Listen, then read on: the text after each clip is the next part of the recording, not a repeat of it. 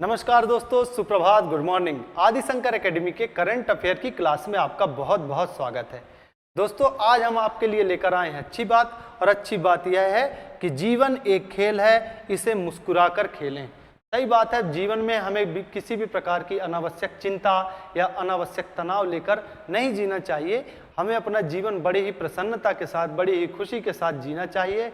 हर वह चीज़ करनी चाहिए जो हमें खुशी प्रदान करे, हमें प्रसन्नता प्रदान करें। चाहे वह अच्छी किताबों का अध्ययन हो, अच्छा संगीत सुनना हो, अच्छी जगह पर घूमना हो, लोगों की मदद करना हो, परोपकार करना हो, कुछ भी ऐसा जो अच्छा काम जो आपको प्रसन्न करे, आपको खुश रखे, ऐसा काम करें और तनाव मुक्त रहें, स्वस्थ और अच्छा जीवन जिएं। चलिए बढ़ते हैं आज की क्लास की तरफ और देखते हैं आज की क्लास का पहला प्रश्न।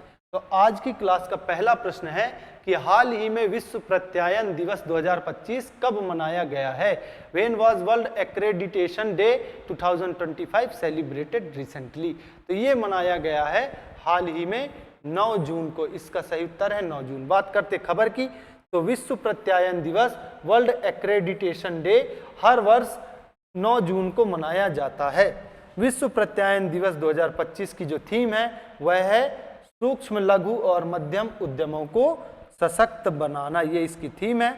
यह दिन अंतर्राष्ट्रीय प्रयोगशाला प्रत्यायन सहयोग और अंतर्राष्ट्रीय प्रत्यायन फोरम द्वारा शुरू किया गया था और वर्ष 2008 से नियमित रूप से मनाया जा रहा है। तो याद रखेंगे, यह जो दिवस है यह वर्ष 2008 से नियमित रूप से मनाया जा रहा है।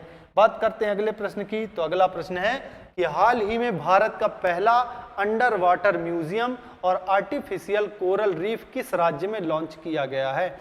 In which state was India's first under water museum and artificial coral reef launched recently? तो ये राज्य है महाराष्ट्र। महाराष्ट्र राज्य में यह लॉन्च किया गया था। बात करते हैं खबर की। तो भारत का पहला अंडर वाटर म्यूजियम महाराष्ट्र के सिंधुदुर्ग जिले के वेंगुर्ला के नजदीक निर्वत रॉक्स क्षेत्र में विकसित किया जा रहा है।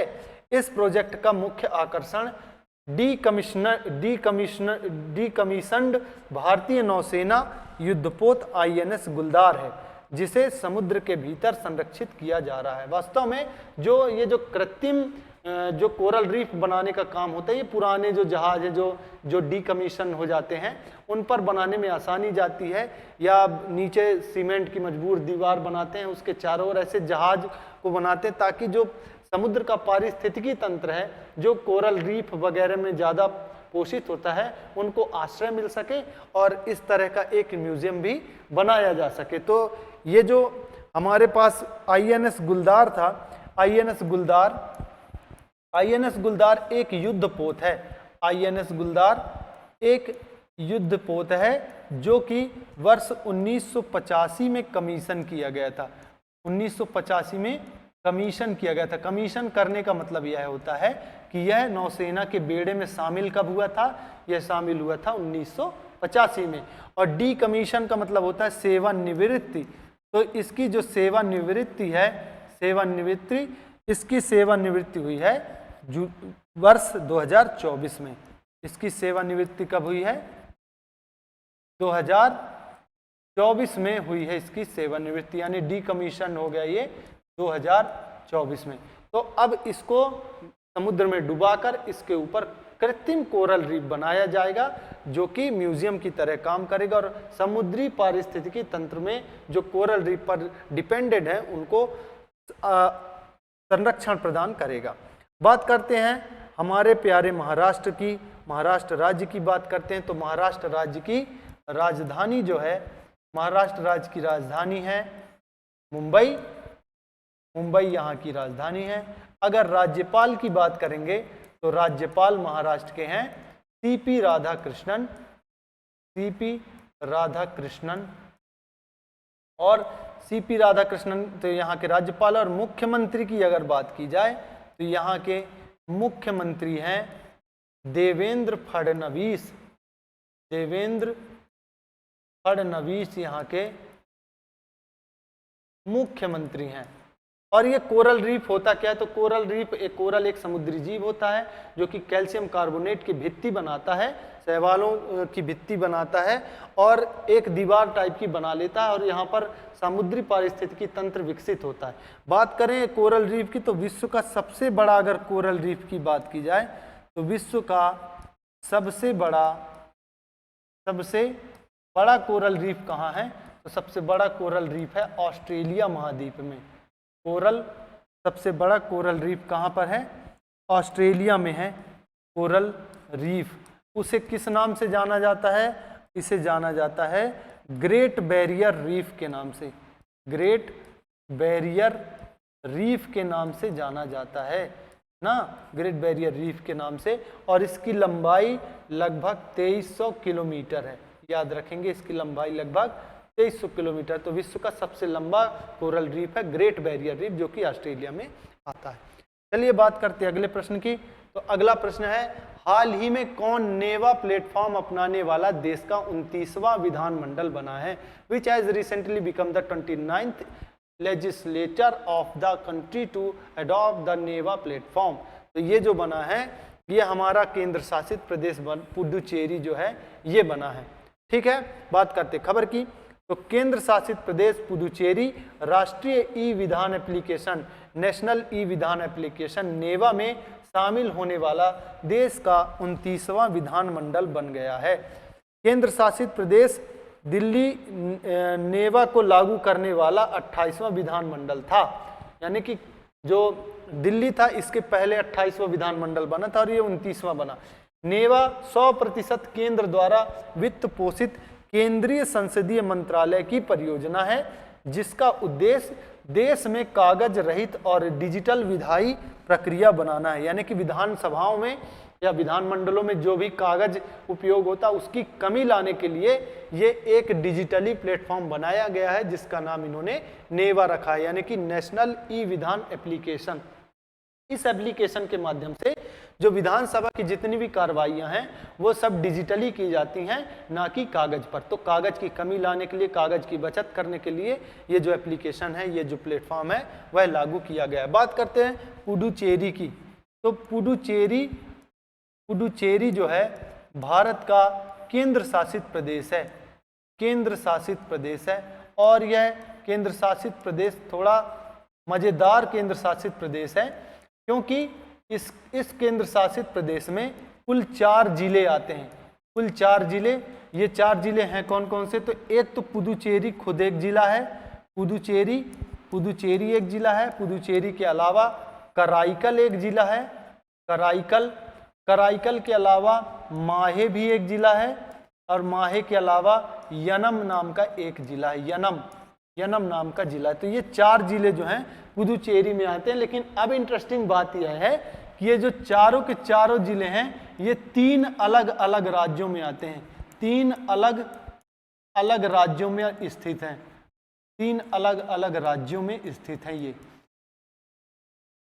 ये 4 जिले 3 अलग अलग राज्यों में, जिसमें पुडुचेरी और कराईकल जो हैं ये तमिलनाडु में स्थित हैं, तमिलनाडु में स्थित है। माहे जो है यह केरल राज्य में स्थित है, केरल राज्य में। और यनम जो है यह आंध्र प्रदेश में स्थित है, आंध्र प्रदेश में। तो बड़ी ही इंटरेस्टिंग चीज है इस केंद्र शासित प्रदेश की कि इसके जो 4 जिले हैं 3 अलग अलग राज्यों पर स्थित हैं। यानी कि अगर यनम के लोगों को, माहे के लोगों को अगर पुडुचेरी आना है तो उन्हें अपना राज्य छोड़कर तमिलनाडु आना पड़ेगा, तब वह अपने जो राजधानी को आ पाएंगे। ठीक है, तो ये जो पुडुचेरी है, पुडुचेरी केंद्र शासित प्रदेश है। यहाँ के जो उपराज्यपाल हैं, उपराज्यपाल, तो यहाँ के उपराज्यपाल हैं कुनियल कैलाश नाथन यहाँ के उपराज्यपाल हैं। यहाँ के अगर मुख्यमंत्री की बात की जाए तो यहाँ के मुख्यमंत्री हैं एन रंगास्वामी यहाँ के मुख्यमंत्री, ये आपको याद रखना है। तो बड़ा ही प्यारा सा ये जो हमारा पुडुचेरी है और बहुत ही इंटरेस्टिंग ये केंद्र शासित प्रदेश है। चलिए बात करते हैं अगले प्रश्न की। तो अगला प्रश्न है कि हाल ही में थाईलैंड का राष्ट्रीय पक्षी सियामी फायरबैक पहली बार किस भारतीय राज्य में देखा गया है? सियामी फायरबैक, तो ये देखिए चित्र में आप देख पा रहे हैं कि ये जो है ये सियामी फायरबैक है और ये थाईलैंड का राष्ट्रीय पक्षी है।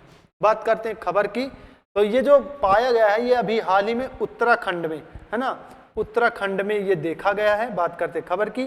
तो थाईलैंड का राष्ट्रीय पक्षी सियामी फायरबैक पहली बार उत्तराखंड के रानीखेत के जंगलों में देखा गया है ना। और ये जो पक्षी है, ये पक्षी सियामी फायरबैक, इसका वैज्ञानिक नाम जो है लोफुरा डियाडी है। लोफुरा डियाडी याद रखेंगे, इसका वैज्ञानिक नाम है। थोड़ा सा बात करते हैं थाईलैंड की। तो थाईलैंड भी बहुत ही इंटरेस्टिंग देश है। थाईलैंड बहुत ही इंटरेस्टिंग देश है। क्यों? क्योंकि थाईलैंड जो है यहाँ पर लगभग 94% बौद्ध धर्म को मानने वाले हैं। बौद्ध धर्म को मानने वाले लोग हैं, बौद्ध धर्म के अनुयायी लोग हैं। लेकिन यहाँ पर राम भगवान को बहुत माना जाता है।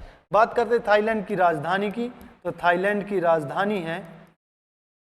राजधानी है बैंकॉक। बैंकॉक यहाँ की राजधानी है और यहाँ पर राजतंत्र चलता है। तो यहाँ के राजा का नाम जो है वह है राम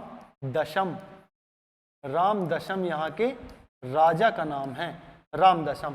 बड़ी इंटरेस्टिंग सी बात है कि यहाँ के ये जो देश है ये 94% बौद्ध धर्म को मानने वाला देश है। लेकिन फिर भी इस देश में लोग रामचंद्र को, भगवान राम को बहुत अधिक मानते हैं और खुद को भगवान राम का वंशज मानते हैं। भगवान राम को अपना पूर्वज मानते हैं और भगवान राम के नाम पर बहुत सारी जगहें यहाँ पर, जैसे ये जो राजा दशम है ये बैंकॉक के पास ही रहते हैं। एक नगर है उसका नाम है अयोध्या। तो बैंकॉक में भी एक अयोध्या नगर है जहाँ पर ये राजा रहते हैं। राजा दशम 50-60 किलोमीटर दूर है बैंकॉक से और उस अयोध्या नगर में रहते हैं राजा, यहाँ के राजा। और बात करते हैं तो यहाँ का जो राजकीय प्रतीक है, राजकीय प्रतीक है गरुड़। याद रखेंगे, यहाँ का राजकीय प्रतीक है गरुड़। विश्व में 94% बौद्ध जहाँ धर्म हो वहाँ पर गरुड़ राजकीय प्रतीक है। आप कितनी इंटरेस्टिंग चीज है। और एक चीज, यहाँ का जो राजकीय ग्रंथ है, यहाँ का राजकीय ग्रंथ है रामायण। यहाँ का राजकीय ग्रंथ है रामायण, जिसे थाईलैंड में राम कियेन कहा जाता है। राम कियेन कहा जाता है, यहाँ की रामायण को राम कियेन कहा जाता है। और इतना ही नहीं, बैंकॉक में एक हॉल है जो कि थाईलैंड का सबसे बड़ा हॉल है, जहाँ पर बहुत सारे आयोजन होते रहते, सांस्कृतिक आयोजन। और इस हॉल का नाम है रामायण हॉल।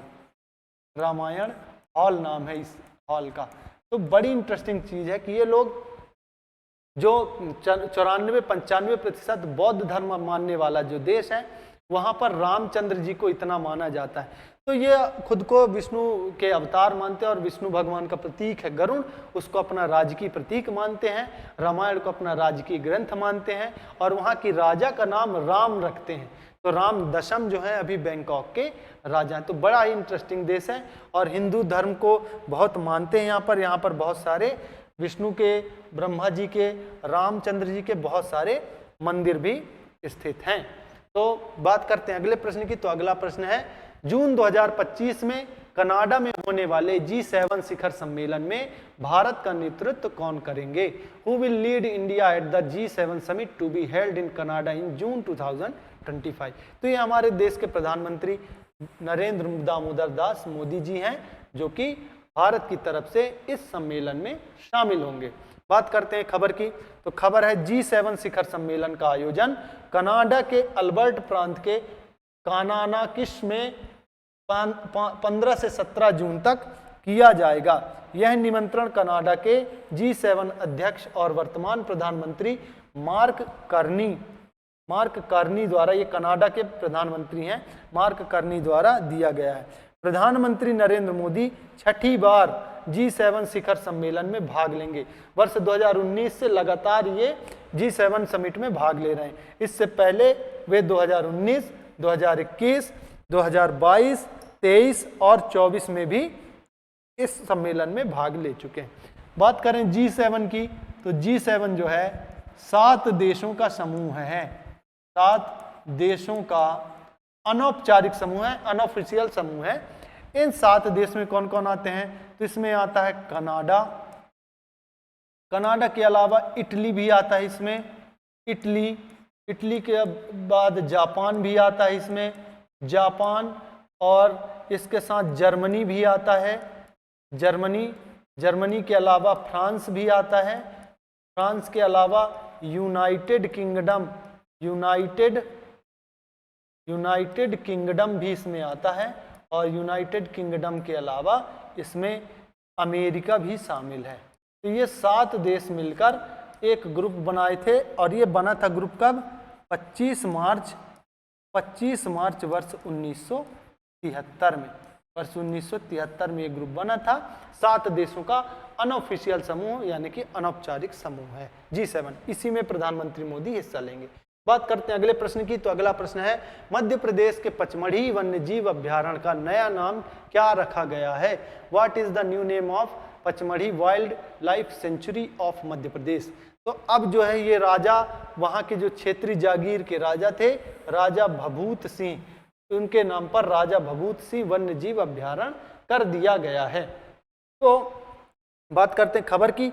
मध्य प्रदेश के पचमढ़ी वन्यजीव अभ्यारण्य का नया नाम राजा भभूत सिंह वन्यजीव अभ्यारण्य होगा। राजा भभूत सिंह सतपुड़ा क्षेत्र के पूर्व शासक थे। यह राजा भभूत सिंह के पर्यावरण प्रेम और पचमढ़ी को विदेशी ताकतों से संरक्षित करने के आजीवन अथक प्रयासों को समर्पित है। ठीक है, तो बात करते हैं पचमढ़ी वन्यजीव अभ्यारण्य की। तो पचमढ़ी वन्यजीव अभ्यारण्य की स्थापना वर्ष 1999 में भारत सरकार ने अभ्यारण्य के रूप में की थी, लेकिन वर्ष 2009 में यूनेस्को द्वारा इसको नामित किया गया वर्ल्ड लाइफ सेंचुरी के रूप में, या वर्ल्ड लाइफ सेंचुरी के रूप में इसे वन्यजीव अभ्यारण्य के रूप में नामित कर दिया गया।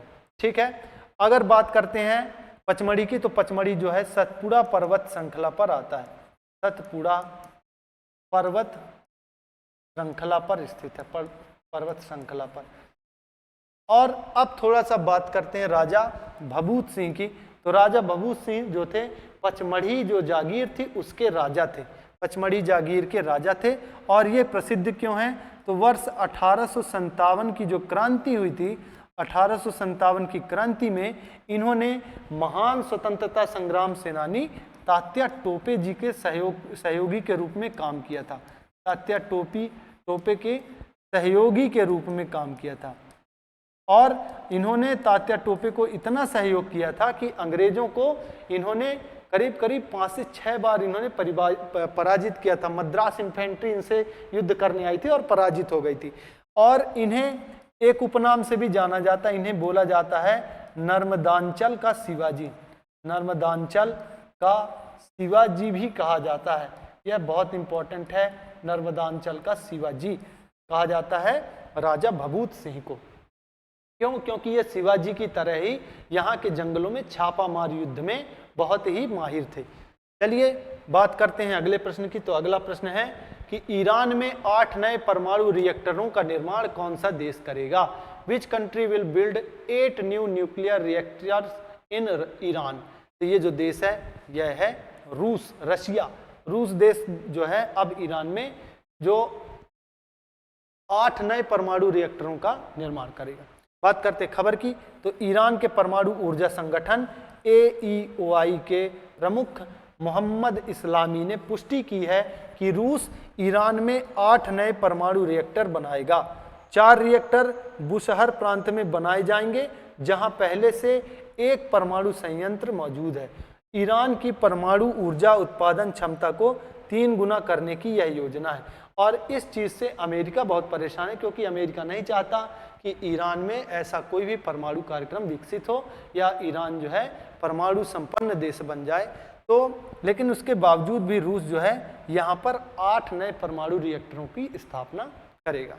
चलिए बढ़ते हैं अगले प्रश्न की ओर। अगला प्रश्न है कि अंतरराष्ट्रीय आइडिया सम्मेलन 2025 का आयोजन किस देश में हुआ है? The international idea conference 2025 has been held in which country? तो ये जो है ये आयोजित किया जाएगा स्वीडन में आयोजित किया जाएगा। बात करते हैं खबर की, तो अंतरराष्ट्रीय आइडिया सम्मेलन 2025 10 से 12 जून तक स्टॉकहोम स्वीडन में आयोजित हुआ है।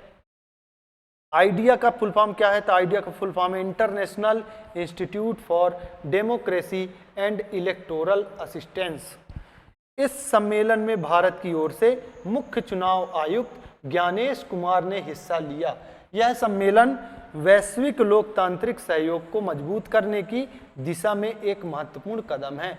तो ये जो आयोजन होता है यह जो लोकतंत्र है उसको मजबूत बनाने, वहाँ की चुनाव प्रक्रिया को निष्पक्ष करने और प्रभावी बनाने के लिए किया जाता है। और भारत के जो मुख्य चुनाव आयुक्त हैं ज्ञानेश कुमार, उन्होंने इसमें हिस्सा लिया है।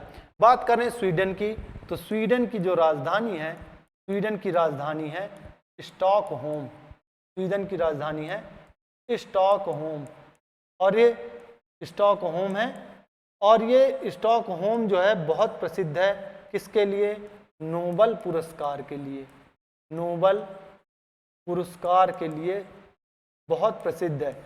क्यों? क्योंकि इसी स्टॉकहोम से जो डायनामाइट के आविष्कारक थे, डायनामाइट के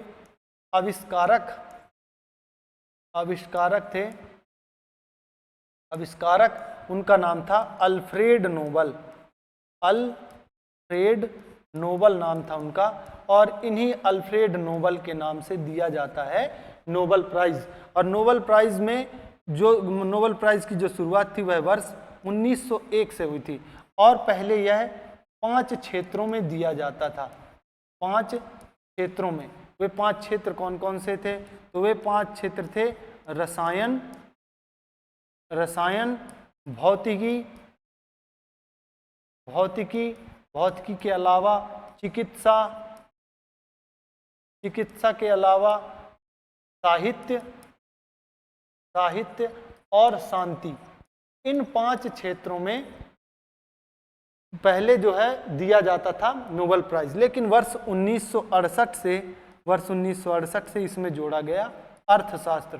तो अब जो है 6 क्षेत्रों में यह पुरस्कार दिया जाता है। तो इसमें जो शांति है इसको छोड़कर बाकी के सारे नोबेल प्राइज जो हैं वो स्टॉकहोम से दिए जाते हैं। और ये जो शांति का नोबेल पुरस्कार है ये दिया जाता है नॉर्वे की राजधानी ओस्लो से।